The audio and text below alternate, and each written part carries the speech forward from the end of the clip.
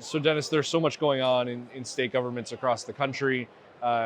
We had, crazy years just a couple years ago, a lot of budget changes, a lot of, legislation changes.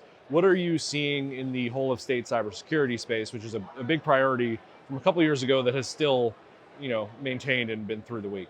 Well, we're pretty encouraged in New Hampshire. We're really starting to get some traction with that.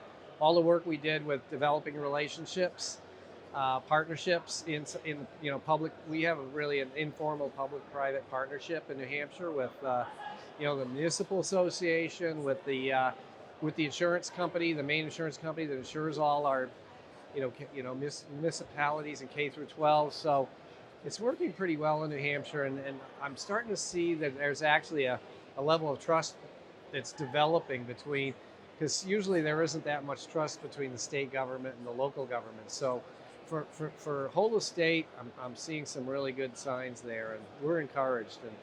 And the the programs that we selected through the cybersecurity committee, as defined by CISA, are they're working. So that's nice as well. It's always good when you have good results, right? Uh, another big priority that's kind of come out over the last couple of years that continues to be one today is sort of that overall citizen experience and sort of how it fits into all of those other different projects and strategies that you have going on as a state. So where are you on your citizen experience journey? What are you thinking about? What are some of the projects you have underway right now? Well, one of the things we did recently is we created a new position called the Director of User Experience, and that position is it's actually an appointed position. I wanted there to be public transparency, so the person that was in that role really felt accountable to their constituents, and it's working. That particular working great. So having somebody who's focused on that 100% with the team underneath, it's awesome. And we're like 70% through moving all the executive branch websites over to a new platform with a common design for all agencies. So if you're in New Hampshire and you're looking at the DOT website, it's going to look like exactly like the Department of Education one, or the navigation stuff, and everything's the same. And so we're getting a lot of good feedback on that, and getting traction. So that platform proved itself during COVID, the volumes, because it's cloud hosted. You've got on a hyperscaler, so you've got the ability to, governor has a press conference. Everybody and their brother goes to that one link he published. Boom, we can handle it. We certainly wouldn't have been able to do that before. So I really love the traction we're getting. I think the next step is really we've got a procurement out now for a business services portal. We'll be starting on that. We're a little later than a lot of other states, but I think it's going to be a transformational event for New Hampshire. And so, when you talk about getting agencies on that common look and feel, getting that site designed kind of in that same way for everyone else, I think it's understated how much strategy has to go into that, right? Because it's not just a facelift; it's kind of a redesign in the proper sense. How did you talk to the team about how you wanted to get that done, and how did you work with your agency partners to ensure that happened? Well, the team was easy. They were so excited about doing it. But to be honest, it wasn't that easy with our agency partners, because they're like, you're not the boss of me.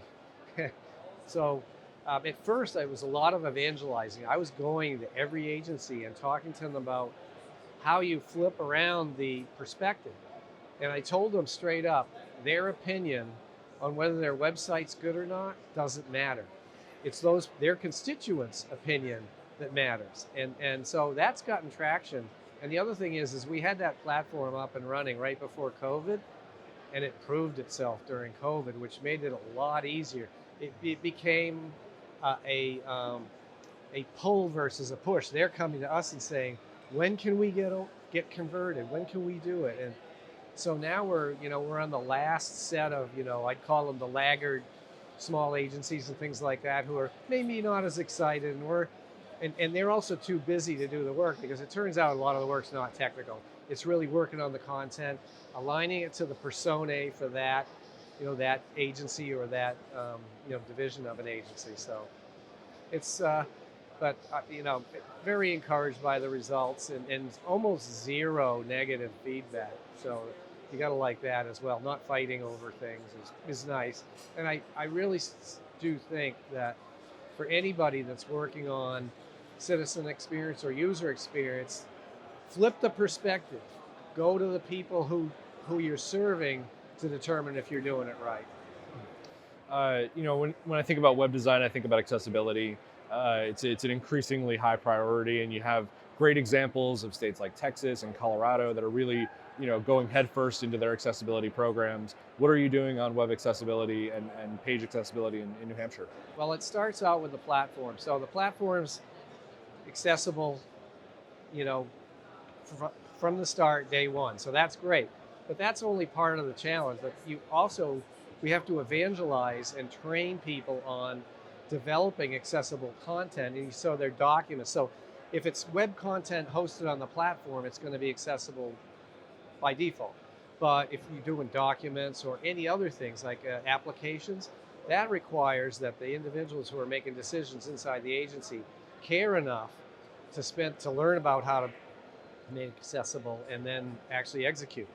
And so we're spending a lot of time evangelizing and training, and the recent clarifications that we're getting from the federal government on that is helpful.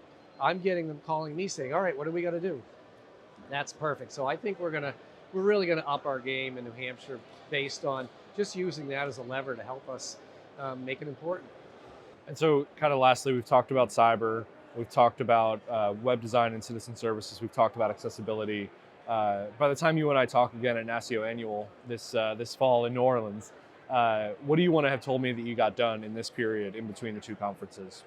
Well, I'd really like to be able to say we completed, our transformation of all of our websites to the platform. I'd like to be able to tell you that our business services portal implementation's up and running with our MVP, and that we're layering more and more onto that as we go, and that it's working well.